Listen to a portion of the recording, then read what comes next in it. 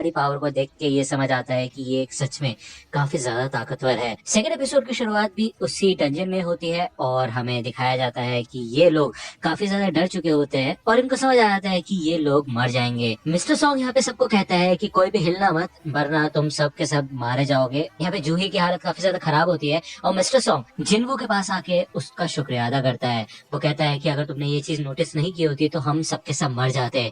तुमने ही हमको नीचे झुकने के लिए बोला था, तुम्हें जरूर इस बात का अंदाजा लग गया था, क्यों है ना।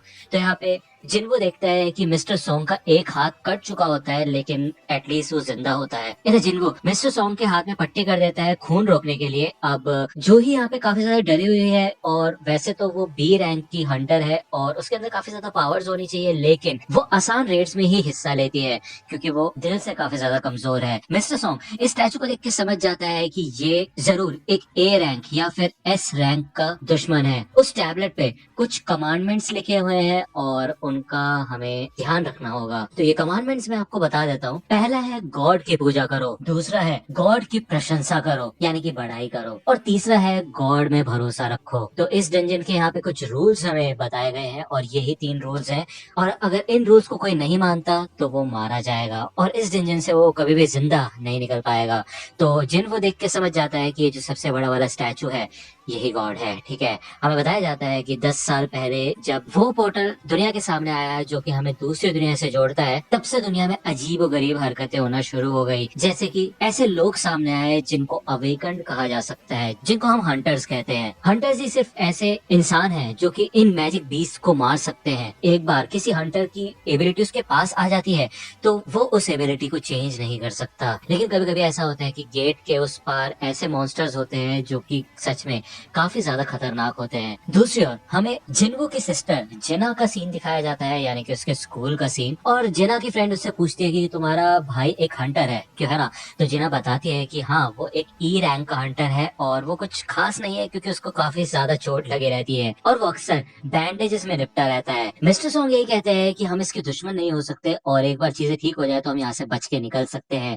तभी इनमें से एक हंटर ये डिसाइड करता है कि वो यहाँ पे शांति से नहीं बैठेगा क्योंकि उसको एक बड़ी ऑर्गेनाइजेशन से कॉन्ट्रैक्ट मिला है, तो वो यहाँ पे मरने वाला नहीं है। भले मिस्टर सॉन्ग उसे रुकने के लिए कहते हैं, लेकिन ये बंदा अपनी स्पीड पे काफी ज्यादा कॉन्फिडेंट होता है और वो ये कहता है कि वो इतना तो तेज है कि वो दरवाजे तक पहुंच सकता है और यहाँ से बच के निकल सकता है, लेकिन उससे ज्यादा तेज ये गॉड होता है। और वो पलक झपकते ही भाई इस बंदे को पूरा जला कर रख देता है। इस बंदे के पास पैर पैर बचे होते हैं। मिस्टर सॉन्ग और जिन्वो दोनों के दोनों समझ जाते हैं कि ये गॉड सच में सबसे ज्यादा ताकतवर है और ये पलक झपकते इनको मार सकते हैं, बिल्कुल जैसे ये लोग चींटी के समान हो। लेकिन कुछ तो बात है कि अभी तक इस गॉड ने इन लोगों को नहीं मारा है, जबकि वो एक पल में ही इनको खत्म करके रख सकता है।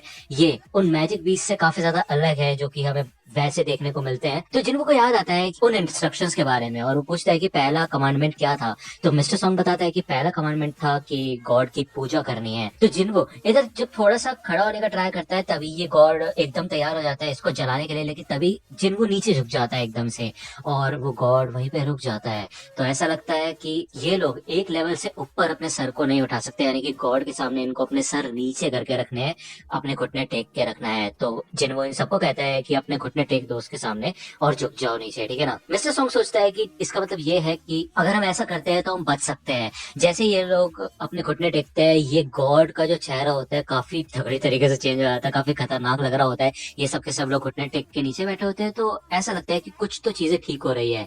पार्क यहाँ पे उठ के खड़ा हो जाता है और भाई मतलब गॉड के सामने इनकी हिम्मत कैसे हो रही है हिलने की भी। वैसे देखा जाए तो वो काफी ज्यादा ताकतवर है, ये लोग देख चुके हैं, लेकिन ऐसा लगता है कि इनके घुटने टेकने के बाद इनकी फर्स्ट रिक्वायरमेंट पूरी हो चुकी है और अब ये खड़े हो सकते हैं क्योंकि इन्होंने एक तरीके से वर्शिप कर दिया है गॉड को। उसके बाद ये गॉड उठ के खड़ा होने लग जाता है और आगे बढ़ने लग जाता है इनकी तरफ। ठीक है, इनको लगता है कि ये खेल खत्म हो गया था, लेकिन ये इनकी तरफ आगे बढ़ रहा होता है। तो दूसरे कमांडमेंट की अगर हम बात करें तो वो होता है गॉड की बड़ाई करना, गॉड को प्रेज करना। तो इनमें से एक हंटर आगे आता है और वो कहता है कि वो ट्रेडिशनल फोक फ्लोर जानता है, उसे पता है कि एक गॉड को कैसे प्रेज किया जाता है। वो आगे आके नीचे बैठ जाता है और वो कहता है हे गॉड, आप इस दुनिया के रूलर हो, और वो अपने इस प्रेयर को पूरा करने लग जाता है। लेकिन ऐसा लगता है कि ये सही तरीका नहीं है गॉड को प्रेज करने का और गॉड उसको भाई अपने पैरों से कुचल देता है।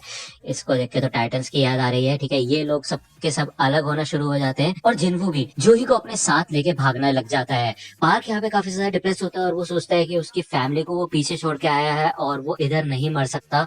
वो इनमें से एक स्टैचू के पास आके जब खड़ा होता है तो उस स्टैचू के हाथ में स्वॉर्ड होती है और वो पार्क को बिल्कुल बीच में से काट के रख देता है, ठीक है ना। तो भाई वो गॉड तो अलग ही खतरनाक बंदा है, लेकिन उसके अलावा ये जो बाकी स्टैचूज है ये भी सच में काफी ज्यादा खतरनाक है, ठीक है। जिनको यहाँ पे सोच रहा होता है कि भाई कैसे किया जाए प्रेज गॉड को, एक सही तरीका क्या हो सकता है गॉड को प्रेज करने का। अंत में ये है तो एक डीमन ही, क्यों है ना। जिन्हों नोटिस करता है कि यहाँ पे जो चारों तरफ स्टैचूज होते हैं उनमें से कुछ स्टैचू के हाथ में हथियार होते हैं, जैसे कि स्वॉर्ड हो गया, एक्स हो गया, शील्ड हो गई, लेकिन कुछ स्टैचूज के हाथ में कुछ म्यूजिकल इंस्ट्रूमेंट्स होते हैं। तो जिनको इन सब के सब लोगों को मैजिकल इंस्ट्रूमेंट वाले स्टैचूज के पास जाके खड़े होने के लिए कहता है।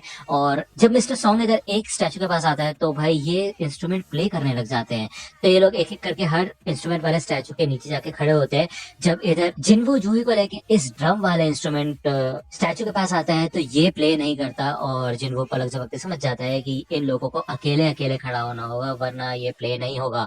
तो जूही को इधर छोड़ के वो दूसरे स्टैचू की ओर भागना शुरू कर देता है और अब सिर्फ वही अकेला बचा होता है जो किसी स्टैचू के नीचे नहीं है, जिस वजह से गॉड उसकी तरफ बढ़ना शुरू कर देता है। यहाँ पे गॉड काफी ज्यादा फुर्तीला होता है और उससे बचने के चक्कर में इधर जिन्वो गलती से शील्ड वाले स्टैचू के पास आ जाता है जो कि उसके ऊपर हमला भी कर देता है। तब भी जिन्वो इधर हार नहीं मानता, वो आगे बढ़ता रहता है उस सिंगिंग स्टैचू के पास। जैसे वो उसके पास पहुंचता है वो स्टैचू सिंग करने लग जाती है, जिस वजह से गॉड यहाँ पे रुक जाता है। और यही तरीका था गॉड को प्रेस करने का।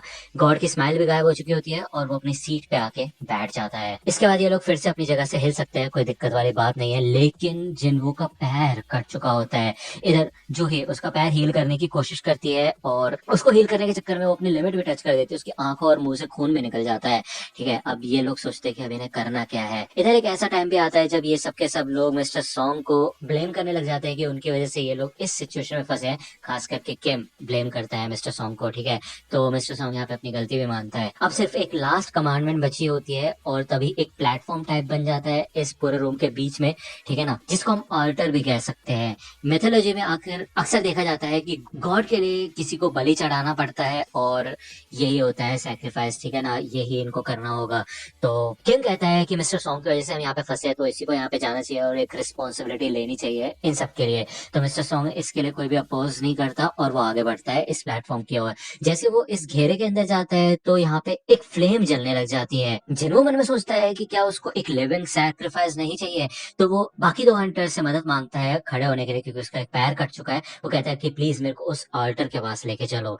जब वो यहाँ पे इस ऑल्टर के अंदर आते हैं, यानी कि इस घेरे के अंदर आते हैं, तो दो और रोशनी जल उठती है। वो समझ जाता है कि इन सबको यहाँ पे मौजूद होना होगा इनके आखिरी कमिटमेंट को पूरा करने के लिए। जिनको पूछता है कि मिस्टर सॉन्ग क्या हमें कोई बचाने के लिए आएगा, तो मिस्टर सॉन्ग कहता है कि आज 7 दिन हो गए इस डंजन को बने हुए, मेरे ख्याल से वो लोग कुछ ना कुछ तो करेंगे ही। 7 दिन बाद ये गेट पूरी तरह से ओपन हो जाएगा और डंजन ब्रेक हो जाएगा। अब यार डंजन ब्रेक होने का मतलब ये है कि सारे के सारे जो मैजिक बीस्ट हैं वो इंसानी दुनिया में प्रवेश कर जाएंगे और एक तरीके से आजाद हो जाएंगे। इसीलिए ये लोग रेड मिशन करते हैं जो कि एक टाइम लिमिट के अंदर करना होता है और जल्दी से बॉस को हरा के इस गेट के थ्रू बाहर आना होता है। अगर ये लोग समय पे इस जगह से बाहर नहीं निकले तो ये गॉड असली दुनिया में चला जाएगा और भाई क्या ही तबाही मचाएगा। दूसरी ओर हमें फिर से जिना का सीन दिखाया जाता है जो कि हॉस्पिटल में आती है अपनी मॉम से मिलने के लिए और सारा का सारा अपडेट देती है अपने मॉम को कि वो अपना नेशन वाइड एग्जाम देने वाली है और उसका भाई आज लेट है, ठीक है। भले उसकी मॉम यहाँ पे सो रही होती है और होश में नहीं होती कह सकते हैं हम। जिनको बाकी दो बंदों को भी साथ में बुला लेते हैं, यानी कि किम और जूही को, जिससे कि ये सारी की सारी फ्लेम्स जलने लगे। उसके बाद ही पता चलेगा कि इनका क्या होगा। जैसे ही ये सब के सब लोग इस घेरे के अंदर आते हैं तो एक और बाहर वाले घेरे में ब्लू कलर के फ्लेम्स जलने लग जाती है और गेट ओपन हो जाता है। पहले इनको लगता है कि ये एक साजिश है और इनमें से एक ब्लू फ्लेम बुझती है और ये सारे के सारे स्टैचूज इनकी ओर बढ़ना शुरू कर देते हैं। मतलब भाई बहुत खतरनाक सिचुएशन है ये, ठीक है ना।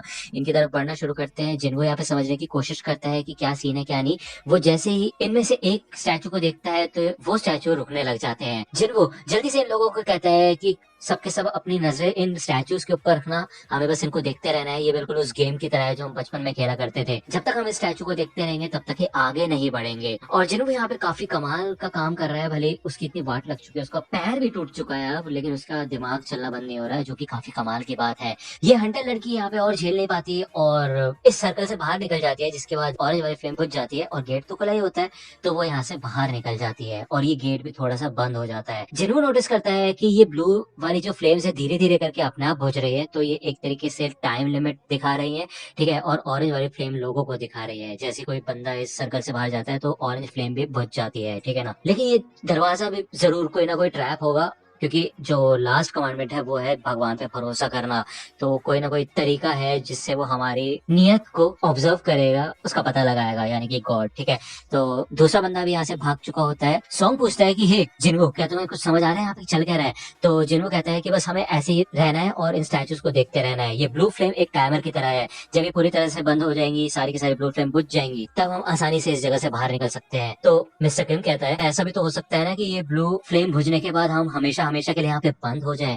तो यार ऑब्वियस सी बात है, जिन्हो कौन सा मास्टर है यहाँ का, उसको थोड़ी ना पता है कि क्या हो सकता है क्या नहीं। लेकिन मिस्टर किम उसकी तारीफ करता हुए ये कहता है कि जबकि तुम सबसे ज्यादा कमजोर हो हम लोगों में से, अभी तुम्हारी वजह से ही मैं जिंदा हूँ यहाँ पे, तो उसके लिए शुक्रिया। लेकिन दरअसल बात यह है कि बाहर मेरी फैमिली मेरा इंतजार कर रही है और मैं मरना नहीं चाहता, मैं घर जिंदा जाना चाहता हूँ, तो मैं और इंतजार नहीं कर सकता। तो भाई मिस्टर किम भी यहाँ से भाग जाता है। तो जिन्हो जूही और मिस्टर सॉन्ग को यहाँ से जाने के लिए कहता है और वो कहता है तुम अपनी जान बचाओ और मेरे को छोड़ दो। लेकिन मिस्टर सॉन्ग भी यहाँ पे अपना सैक्रिफाइस करने के लिए तैयार होता है। यहाँ पे जूही अपने पैर हिला नहीं पाती, उसकी हालत नहीं होती बिल्कुल भी चलने की, क्योंकि उसने अपनी ताकतों को कुछ ज्यादा इस्तेमाल कर दिया है। जिन्हो इन दोनों को यहाँ से जाने के लिए कहता है और मिस्टर सॉन्ग जूही को बेहोश करके अपने साथ लेके चले जाते हैं और एंड में सिर्फ और सिर्फ यहाँ पे जिन्हो बचा होता है। उसको समझ आ जाता है कि वो ही अकेला सिर्फ है जो यहाँ पे जिंदा बचेगा और वो एक साथ सारे के सारे स्टैचूज को भी नहीं देख सकता। तो जिन स्टैचूज को वो नहीं देख पा रहा है वो उसकी तरफ कंटिन्यूसली पढ़ते रहेंगे। वो यही सोचते हैं कि काश वो ज्यादा इंश्योरेंस ले लेता अपने लिए।